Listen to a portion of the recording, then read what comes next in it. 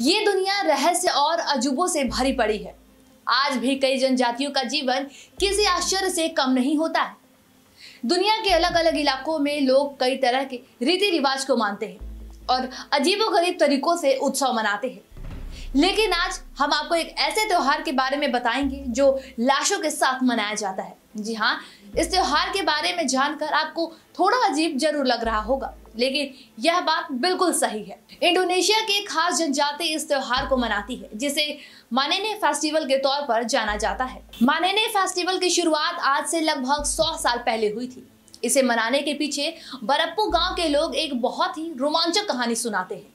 लोगों के मुताबिक 100 साल पहले गांव में टोराजन जनजाति का एक शिकारी जंगल में शिकार के लिए गया था। पोंग रुमासेक नाम के इस शिकारी को बीच जंगल में एक लाश दिखी। सड़ी गली लाश को देखकर रुमासेक रुक गया। उसने लाश को अपने कपड़े पहनाकर अंतिम संस्कार कर दिया। इस घटना के बाद से रुमासेक की जिंदगी में बदलाव आए और उसकी बदहाली भी खत्म हो गई। इसके बाद से ही टोराजन जनजाति के लोगों में अपने पूर्वजों की लाश को सजाने की प्रथा शुरू हो गई।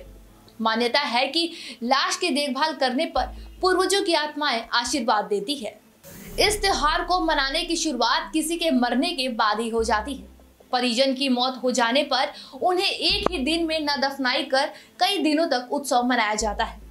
ये सब चीजें मृत व्यक्ति की खुशी के लिए की जाती है और उसे अगली यात्रा के लिए तैयार किया जाता है। इस यात्रा को पूया कहा जाता है। इस त्योहार के दौरान परिजन बैल और भैंसे जैसे जानवरों को मारते हैं और उनके सींगों से मृतक का घर सजाते हैं। मान्यता है कि जिसके घर पर जितनी सींगें लगी होंगी, अगली यात्रा में उसे उतना ही सम्मान मिलेगा। फिर बाद में लोग मृतक को जमीन में दफनाने की जगह लकड़ी के ताबूत में बंद करके गुफाओं में रख देते हैं।